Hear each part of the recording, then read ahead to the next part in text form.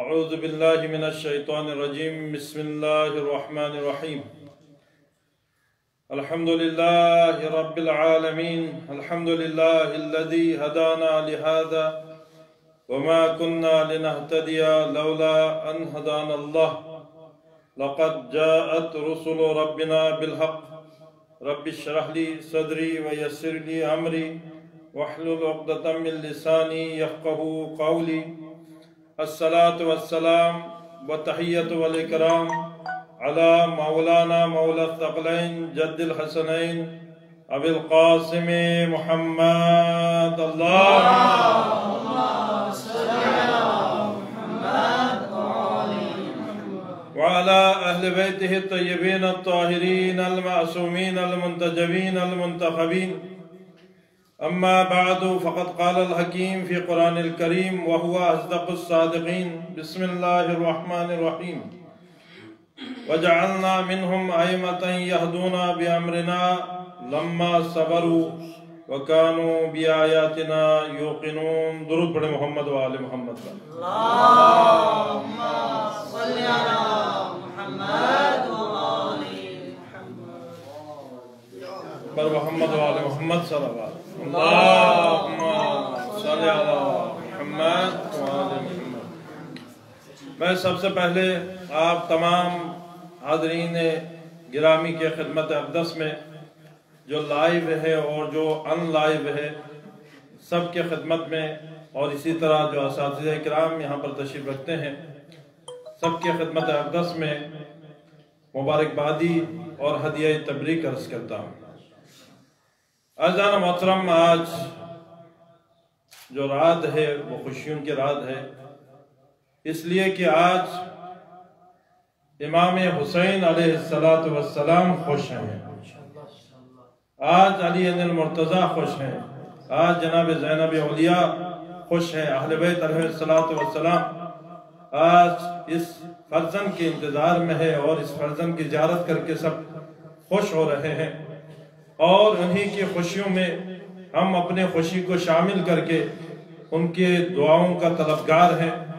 عزیزان محترم، جب میرے مولا با آقا حضرت امام زین العابدین علیہ السلام کی ولادت باسعادت ہوئی تو تاریخ نے یہ جملہ لکھا کہ امام حسین علیہ السلام نے اس بچے کو اٹھایا، اس نومولود کو اٹھایا اور اٹھانے کے بعد آگے چلے۔ مولا متقیان حضرت علی ابن ابی طالب علیہ السلام اس بچے کے انتظار میں ہے، یہ بچہ مولا کے گود میں دیا جاتا ہے اور میرے مولا نے سینے سے لگایا، پھر اس کے بعد اس بچے کے ہر ایک عضو کو اٹھا کے دیکھ رہے ہیں۔ جملہ میرا ہے، آپ اس کے قدر کریں گے۔ میرے مولا نے ہاتھوں کو اٹھایا، میرے مولا نے آنکھوں کو دیکھا، میرے مولا نے کانوں کو دیکھا، میرے مولا نے سینے کو دیکھا، میرے مولا نے پاؤں کو دیکھا۔ دیکھنے کے بعد ایک جملہ کہا کہ جب ان کے آنکھوں کو دیکھا تو پھر عین اللہ آنکھوں جیسا پایا۔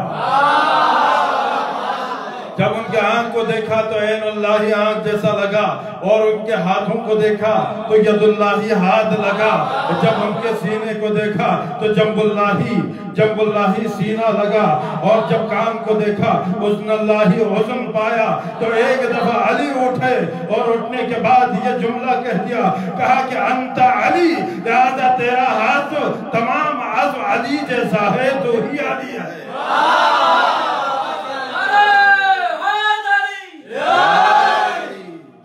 یہ نام جو علی رکھا ہے یہ کس نے رکھا؟ تاریخ نے یہ بیان کر دیا، کہا کہ یہ نام مولا متقیان حضرت علی ابن ابی طالب علیہ السلام نے رکھا ہے۔ لہذا جو ائمہ علیہ السلام کسی کو نام دیتے ہیں، اسم دیتے ہیں تو یوں ہی نہیں دیا کرتے، بلکہ اس میں شباہت موجود تھی علی ابن ابی طالب کے، اس لیے کہ علی کے ہاتھ ید اللہ ہے، علی کے آنکھیں ید اللہ ہے، اور علی کا چہرہ وجہ اللہ تھا۔ لہذا علی نے اس نومولود کے ہر عضو کو دیکھنے کے بعد ہر عضو کو علی پایا، یعنی علی کے معنی بلند، لہذا ہاتھ بھی بلند تھے اور اسی طرح آنکھیں بھی، چہرہ بھی بلند، لہذا اس کا نام علی رکھ دیا۔ عزیزان محترم، جب یہ بچہ اتنا چھوٹا ہے لیکن جو میرے مولا و آقا کی عبادت آپ کو معلوم ہے کہ 1000 سال عبادت کرنے والا علی جب راتوں کو عبادت کیا کرتے ہیں تو اس وقت کیا دیکھتے ہیں کہ مولا کے پیچھے ایک چھوٹا بچہ بھی کھڑا ہے، اور جیسے علی رکوع کر رہے ہیں ویسا یہ بچہ رکوع کر رہا ہے، جیسے علی قیام کر رہا ہے ویسا ہی یہ بچہ بھی قیام کر رہا ہے، جیسے علی سجدے میں جاتے ہیں سجدہ کر رہا ہے ویسے ہی یہ بچہ بھی سجدے پہ سجدہ انجام دے رہا ہے۔ ایک دفعہ میرے مولا نے ان کے شباہت کو دیکھا، جیسے رکوع کو دیکھا، جیسے قیام کو دیکھا، جیسے سجدے کو دیکھا، جیسے ذکر و اذکار کو دیکھا۔ ایک دفعہ اس بچے کو اپنے سینے سے لگایا اور کہا کہ صدق رسول اللہ نے سچ فرمایا تھا، انت زین العابدین، تو ہی عبادتوں کی زینت ہے۔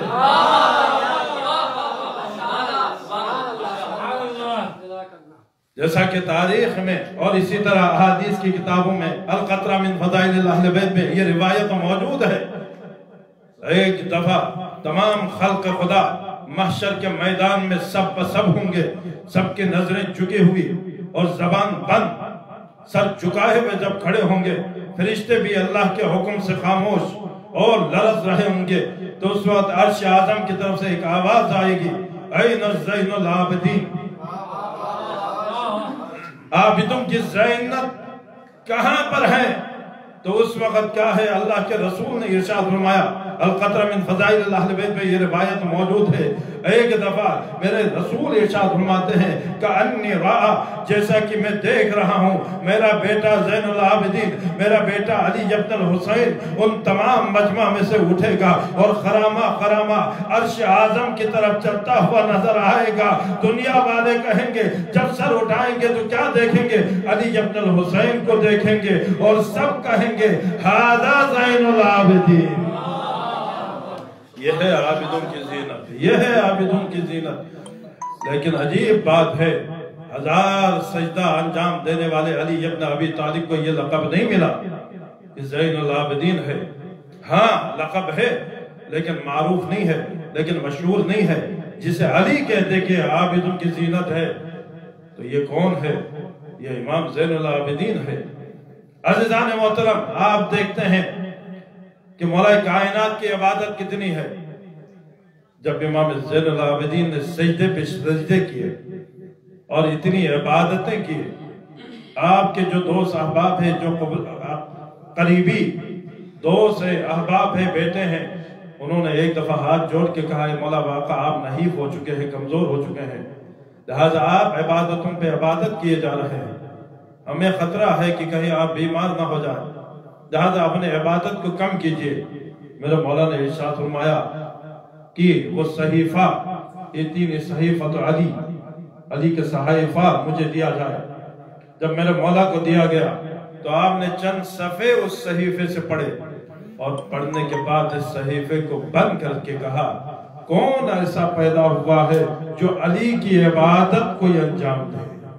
لہذا میری عبادت علی کے عبادت کا عشر من العشر بھی نہیں ہے، کوئی ایک حصہ بھی نہیں بنتا ہے، اور تم مجھے عبادت سے روک رہے ہو تو کتنے عبادت گزار ہے علی ابن ابی طالب۔ لیکن زین العابدین کا اگر لقب ملا ہے تو پھر اس امام کو ملا ہے، سجاد کا لقب اگر ملا ہے تو اس امام کو ملا ہے، سید الساجدین، سجدہ کرنے والوں کے سردار کا لقب اگر کسی کو ملا ہے تو بھی اسے ملا ہے۔ جیسا کہ علامہ ذیشان صاحب نے ایک تفسیر میں بیان کیا، کہا کہ سید الساجدین، تمام سجدہ کرنے والوں کا سردار۔ ساجدین کون ہے؟ قرآن نے کہا کہ ساجدین ان فرشتوں کو کہا گیا ہے۔ جب حضرت آدم علیہ السلام کے سامنے جب سجدہ کرنے کو کہا تو کہا کہ یہ تمام کے تمام ساجدین میں سے دے، سجدہ کرنے والوں میں سے دے، لہذا فرشتے سجدہ کرنے والے ہیں، لیکن ان کا کوئی سردار ہے تو سید الساجدین ہے۔ اور اسی طرح زین العابدین، عبادت کرنے والوں کی زینت کون ہے؟ یہ انبیاء کا لقب ہے، وَقَانُوا لَنَا عَابِدِينَ، کہ وہ ہمارے عابد بندے تھے، لہذا تمام انبیاء عابد ہیں، لیکن تمام انبیاء کی زینت اگر کوئی ہے تو زین العابدین ہے۔ درود پڑھیں محمد و آل محمد۔ عبادت زین العابدین کو اگر آپ نے دیکھنا ہے، ایک شخص آیا امام کے وصال کے بعد، شہادت کے بعد، دروازہ کھٹکھٹایا، ایک کنیز دروازے پہ آئی، کہا کہ مجھے امام زین العابدین کے اوصاف بیان کریں۔ تو کہا کہ طویل بیان کروں یا مختصر بیان کروں؟ تو کہا کہ مجھے جانا ہے، نہایت اختصار کے ساتھ مجھے بیان کرے۔ تو اس وقت اس کنیز نے یہ ارشاد فرمایا، کہا کہ اگر تم اپنے امام کی صفت کو اگر دیکھنا ہے تو سن لو۔ فرمایا کہ میں نے کبھی بھی دن کو ان کے لیے دسترخوان نہیں بچھایا، اور کبھی بھی کسی رات کو ان کے لیے میں نے کبھی بستر نہیں بچھایا۔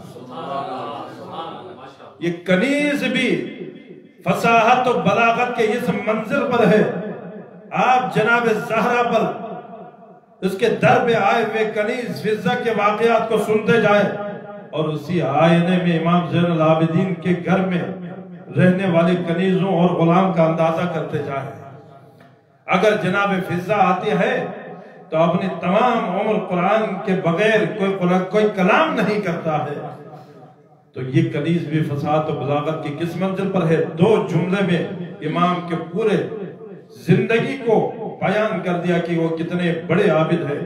کہا کہ دن کو کبھی ہم نے دسترخوان نہیں لگایا۔ کیا مطلب ہے؟ دسترخوان تب لگانے کی ضرورت ہوتی ہے کہ کسی نے کھانا کھانا ہو، لیکن امام تمہارا وہ تھا کہ جنہوں نے کبھی بھی دن کو کھانا نہیں کھایا، بلکہ ہمیشہ روزے سے ہوا کرتے تھے۔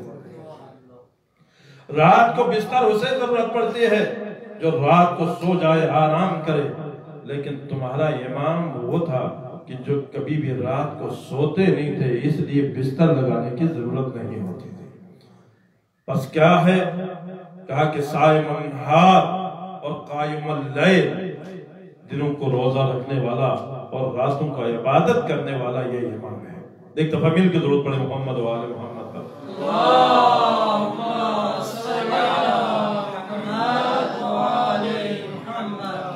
عزیزان محترم، علم امام کا اگر دیکھنا ہو، یہ عبادت امام ہے۔ اگر علم امام کو دیکھنا ہو تو اگر آپ یہ دیکھتے ہیں کہ وہ مدینہ جس میں علی یہ کہتے ہوئے نظر آئے کہ زہرا جب میں لوگوں کو سلام کرتا ہوں تو لوگ سلام کا جواب نہیں دیتے۔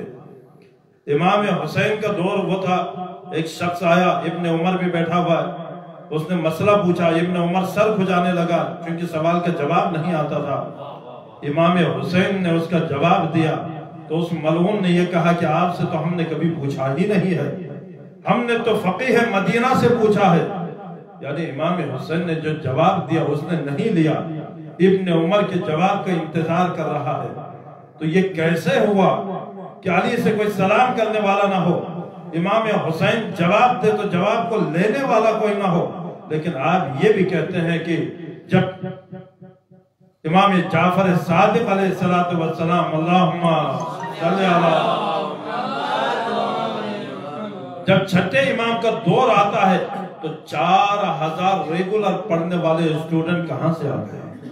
سوال بنتا ہے ایک امام، یعنی ابھی بھی فقہی کتابوں میں امام حسین کے شاید 4 یا 5 مسئلے سے زیادہ ہمیں نہیں ملتا، یعنی کوئی سوال ہی نہیں کرتا تھا، کوئی لکھنے والا ہی نہیں ہے، کوئی علم لینے والا ہی نہیں ہے۔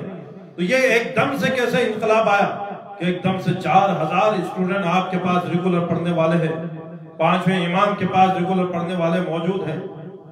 تو یہ تمام تر محنت اگر کسی کی ہے تو تمہارے امام زین العابدین کی محنت ہے۔ آپ تاریخ میں پڑھتے ہیں کوئی امام سے نہیں مل سکتے، امام کسی سے بات نہیں کر سکتے، اسی وجہ سے کربلا کے مصائب بیان کرنے کے لیے آپ کے پاس کوئی نہیں آتا، آپ بازار میں جاتے ہیں، آپ میدان میں جاتے ہیں، وہاں ذکر حسین کو بہانے سے چھیڑ دیتا ہے۔ وہ مقام آج بھی مدینے کے باہر موجود ہے جہاں پر لوگ وہاں سے گزرتے تھے، وہاں سے قافلہ گزرتے ہیں، وہیں پر امام کا باغ موجود ہے، وہیں پر آپ کا گھر ہے، اس قافلے والے وہاں سے گزرتے تھے، وہاں پر بیٹھ کے اپنے بابا کو گریہ کیا کرتے تھے، کربلا بیان کیا جاتا تھا چونکہ وہ گزرگاہ تھی۔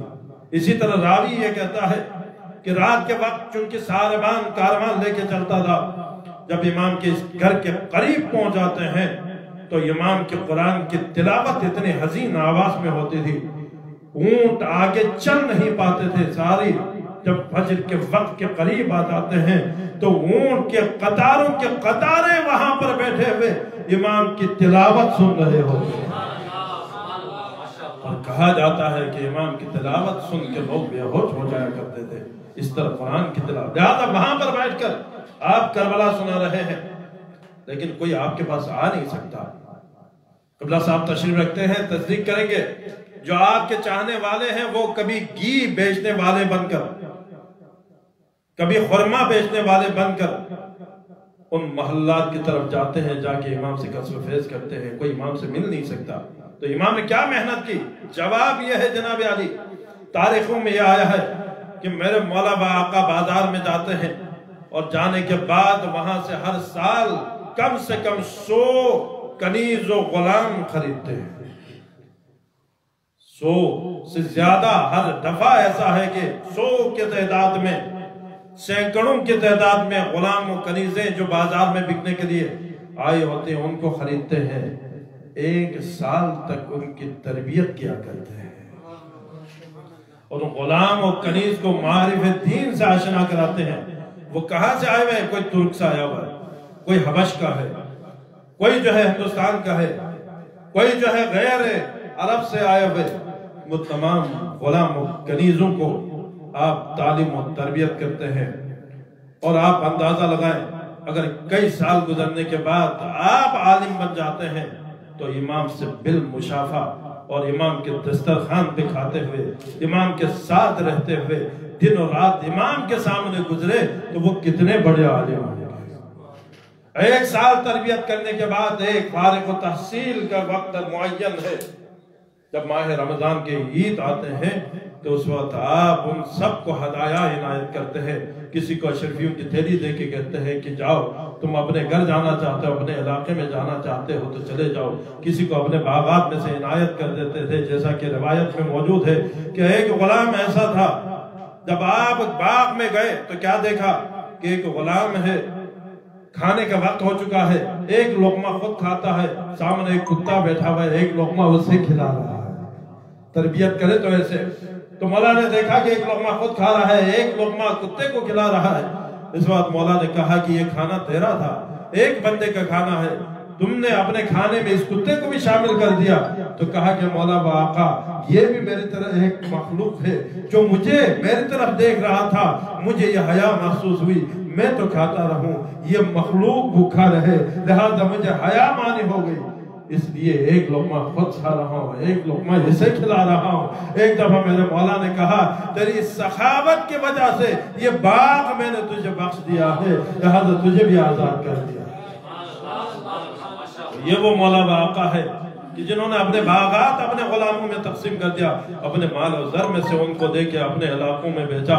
تو اندازہ کریں جو مولا کے در پہ 1 سال علم حاصل کیا ہو، لہذا وہ کتنے بڑے عالم ہو گئے ہوں گے. لہذا اپنے علاقوں میں جا کر اپنے اس ظواہر کردار و رفتار و اخلاق کی وجہ سے لوگوں کو مائل کیا. کہا کہ تم اتنے نیک و پرہیزگار، اتنے اچھے کہاں سے ہو کے آئے ہیں؟ تو یہی کہا کرتا تھا ایک فرزند رسول مدینے میں ہوا کرتے ہیں، چند ساتھ ان کے در پہ گزرنے کا مجھے موقع ملا ہے، اس وجہ سے میں ایسا ہو گیا. تو لوگ کہتے کہ جب تو اتنا با اخلاق ہے تو پھر اس مولا کتنا با اخلاق ہوگا، تو اتنا سخی ہے تو تیرا مولا کتنا سخی ہوگا. لہذا دنیا بھر سے یہ لوگ سفر کرتے ہوئے مولا کے پاس آئے اور آتے رہے، یہاں تک کہ چھٹے امام میں ایک دانشگاہ تشکیل پائے جس میں 4000 اسٹوڈنٹ ہو گئے. اور اسی مولا آقا کے ایک غلام کا واقعہ ہے. زہری نامی ایک اہل سنت عالم ہے، وہ بیان کرتا ہے، وہ کہتا ہے کہ ایک دفعہ مدینے میں قحط پڑ گیا اور اس قحط میں اس حد تک آ گیا کہ جانور مرنے لگے اور جتنے بھی نباتات ہیں سب مرجانے لگے. یہاں تک کہ یہ وقت آ گیا کہ انسانوں کے لیے پینے کے لیے پانی نہیں موجود، کھانے کے لیے کوئی چیز موجود نہیں. لہذا بادشاہ نے وقت نے کہا 3 دن روزہ رکھو، نماز استسقاء پڑھیں گے، اللہ بارش برسائے گا۔ 3 دن تک یہ مسلمانوں نے روزہ رکھا، دعائیں کی، لیکن ایک قطرہ پانی کبھی نہیں برسا۔ زہری کہتا ہے میں سب سے مانوس ہو کر جب لوگ گڑ گڑا رہے ہیں، رو رہے ہیں، سجدہ کر رہے ہیں، میں نے کہا ان میں سے کسی کی بھی دعا اللہ قبول نہیں کرے گا، اس لیے کہ میں سب کو دیکھ رہا ہوں، ان میں سے کوئی ایسا نہیں ہے کہ جو یہ کہہ دے، جو دعا کرے تو اللہ تعالیٰ اسے مستجاب کرے۔ کہا کہ یہ ممکن نہیں ہے، چونکہ سب کی چہرے کے آثار سے مجھے نمودار ہو گیا، سب کی چہرے دیکھ رہے ہیں، کسی کی عبادت قبول نہیں کر رہے اللہ۔ اتنے میں کیا دیکھا، ایک سیاہ فام غلام چلتا ہوا آیا، اس کے آنکھوں میں آنسو تھا، اس وقار سے وہ چل رہا تھا، میرا دل یہ کہہ رہا تھا اگر یہ غلام دعا کرے تو اللہ مستجاب فرمائے۔ یہ غلام آتا ہے اور مسجد کے ایک کونے پہ جا کر اپنے سر کو سجدے میں رکھا، اور پھر اس کے بعد میں چلتا ہوا خرامہ چلتا ہوا اس کے پاس پہنچا۔ میں دیکھوں تو سہوں صحیح کہ یہ کلام کیا کرتا ہے، یہ دعا کرتا ہے تو کیسے دعا کرتا ہے۔ جب میں نے اپنے کان لگا کے دیکھا اور کان لگا کے سنا تو اس غلام یہی کہہ رہا تھا، پروردگار جس در کا میں غلام ہوں، اس مولا کا واسطہ، اس آقا کا واسطہ اس امت پر رحم کر دے اور بارش برسا دے۔ ابھی اس نے سر نہیں اٹھایا تھا، بارش کی برسات شروع ہو گئی۔ بارش اتنی ہو گئی کہ لوگ خوشیاں منانے لگے۔ یہ غلام اٹھا اور اپنے راستے کی طرف نکلا۔ میں نے کہا دیکھوں تو صحیح کہ یہ غلام کہاں جاتا ہے، تو کیا دیکھا کہ یہ غلام جا رہا ہے چوتھے امام زین العابدین کے گھر میں داخل ہوتا ہے۔ دوسرے دن آ کے کہا کہ مولا ہمیں وہ غلام چاہیے، ایک غلام مجھے دے دے۔ مولا نے کہا جو بھی غلام لینا چاہتے ہو تو لے لو۔ جب دیکھا تو اس میں سب غلام موجود ہے، وہ غلام موجود نہیں تھا۔ ایک دفعہ کہا کہ وہ غلام ان کے درمیان نہیں ہے جو مجھے چاہیے۔ اتنے میں کہا کہ وہ غلام کہاں پر ہے، تو نام لیا گیا، وہ حاضر ہوا، لیکن وہ چھپا ہوا تھا، وہ جان رہا تھا کہ یہ شخص کیا چاہتا ہے۔ کہا کہ مجھے یہ غلام چاہیے۔ کہا کہ میں نے تجھے خرید لیا، میرے ساتھ چلو۔ اس غلام نے اپنے ہاتھوں کو اٹھایا اور کہا پروردگار جس کی غلامی کو میں نے اپنے سر پہ صحرا بنا دیا ہے، جس کے در پہ تو نے بھیج دیا ہے، ان کے غلامی کے بعد کسی اور کی غلامی مجھے قبول نہیں ہے۔ اگر غلامی ہی کرنا ہے تو پروردگار اب میرے روح کو اب حکم دے تاکہ وہ تیری طرف آ جائے، میں کسی کے در کا غلام نہیں بننا چاہتا۔ یہ دعا ابھی ختم نہیں ہوئی تھی، وہیں پر ان کی جان نکل جاتی ہے۔ تو ایسے استجاب الدعوت غلام کی تربیت کون کر رہا ہے؟ مولا آقا کر رہے ہیں۔ بس آخری معجزہ اور آپ کو میں خیر بات کہوں۔ عزیزان محترم، ایک خاتون کا تذکرہ آیا ہے اصول کافی میں، جس کا نام حبابہ ہے۔ یہ وہ خاتون ہے، یمن سے چلی ہے، یمن کے رہنے والی ہے۔ رسول اللہ کے بعد امامت کے معجزات اور امامت کی معرفت لینے کے لیے یمن سے چل کے آئی ہے۔ میرے مولا آقا مسجد کوفہ کے باہر ہے اور وہاں پر ملاقات ہوتی ہے۔ کہا کہ مجھے یہ بتا دیں رسول اللہ کے بعد کون وصی ہے، کون اس کا ولی ہے، کون ہمارا امام ہے؟ جناب مولا کائنات نے کہا کہ وہ صخرہ، وہ پتھر اٹھا کے لے کے آؤ۔ ایک پتھر اٹھا کے لے کے چلی۔ میرے مولا نے اپنے انگشتری مبارک کو اٹھایا اور اس پتھر پہ لگا دیا اور اس میں نقش ہو گیا۔ تو کہا کہ جو ایسا کام کرے رسول اللہ کے بعد وہ وصی ہوگا۔ اس خاتون نے اس نقش کو اپنے آنکھوں سے دیکھا۔ کہا کہ آپ کے بعد کون وصی ہے؟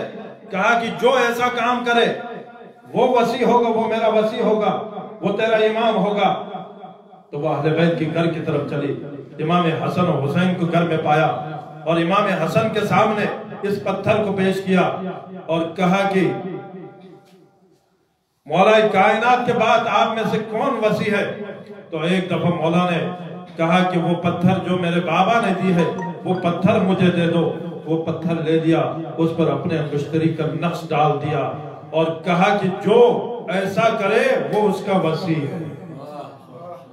پھر امام حسین نے فرمایا، کہا کہ یہ پتھر مجھے دے دو، اور وہ پتھر لیا، لینے کے بعد اپنے انگشتر مبارک کو اس پتھر پر لگایا تو جیسے وہ پتھر نرم ہو چکا ہو اور اس میں نقش ظاہر ہو گیا. کہا کہ آپ کے بعد کون وسیع ہے؟ تو کہا کہ وہ وسیع ہے کہ جو ایسا کام کرے. امام حسین کے بعد ایک سلسلہ جو کربلا کے واقعات، اس کے بعد یہ یمن سے دوبارہ چلی آتی ہے، لیکن اس زمانے میں بہت بوڑھی ہو چکی ہے، چلنے کے قابل نہیں ہے. لیکن معرفت امام اتنے ضروری ہے کہ یمن سے چلتی ہوئی مدینے تک پہنچے ہیں، امام کے گھر تک پہنچا.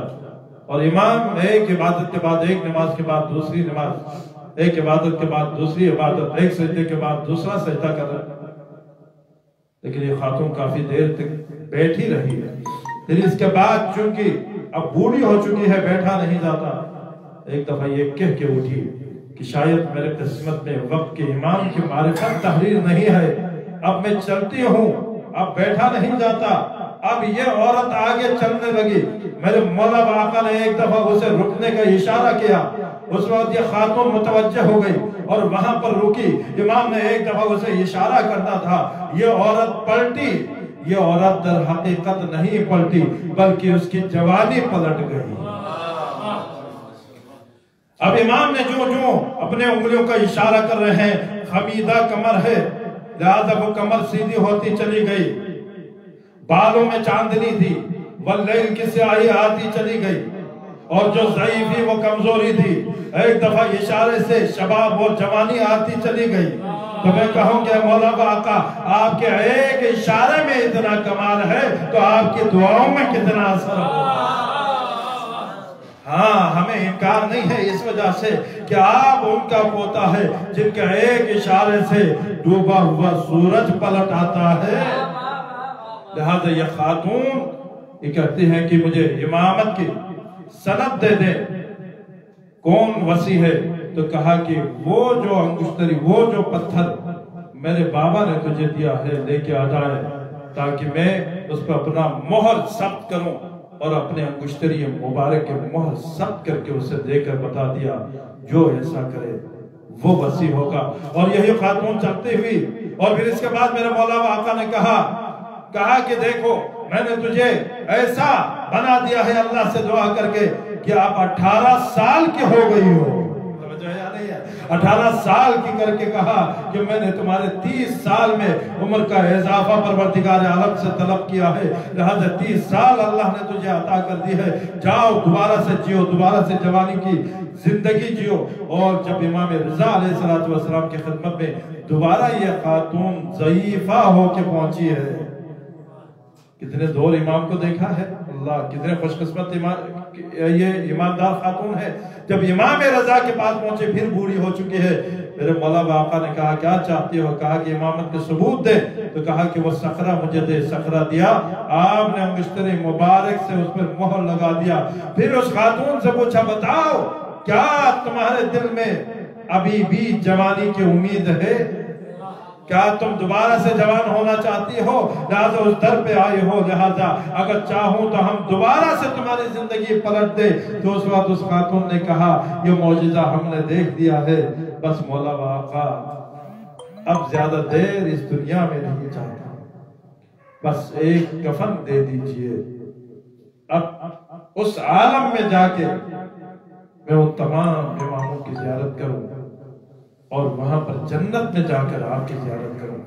لہذا عزیزان محترم، یہ وہ پاکیزہ گھر ہے جہاں پر تمنائیں پوری ہوتی ہے، جہاں پر بن مانگے عطائیں ہوتی ہے. لہذا ہم یہ جشن منا کے یقیناً دل کی گہرائیوں سے مولا آقا کی اس دنیا میں تشریف آوری پر امام زمانہ کو ہدیہ تبریک بھی پیش کرتے ہیں. اور ہم اللہ سے التجا کرتے ہیں، دعا کرتے ہیں پروردگار اس عید کی عیدی ہمیں غیب سے ہمیں عنایت فرمائے. خدا بندہ ہمیں رزق علم سے ہمیں بہرور فرما. خدا بندہ ہماری پریشانیاں دور فرما، مشکلات آسان فرما، رزق حلال میں برکت عنایت فرما. جو مریض و مریضہ ہے شفائی عاجل عنایت فرما. جناب تقوی صاحب اور ان کے خانوادے کو خدا بندہ شفا عاجل عنایت فرما، جو بھی مریض و مریضہ جہاں پر ہے خدا بندہ ان سب کو شفا عاجل عنایت فرما۔ خدا بندہ تجھے واسطہ جب تک زندہ رہے محبت اہل بیت آخرت میں شفاعت اہل بیت نصیب فرما۔ جن لوگوں نے اس جشن کا اہتمام کیا ہے مولا باقا، یہ تمام تیرے اولیاء کی محبت میں انہوں نے کیا ہے، پروردگار ان کو اسی حساب سے ان کو اجر سے نوازیں، اور اس دنیا اور آخرت میں ان کو بہترین عیدی عنایت فرما۔ خداوندہ تجھے واسطہ محمد و آل محمد کا مولا باقا امام زمان کے ظہور میں تعجیل فرما، ہمیں ان کے اعوان و انصار میں قرار فرما۔ ربنا تقبل منا انك انت السميع العليم، آمین آمین برحمتک یا ارحم الراحمین۔ بلند تر صلوات۔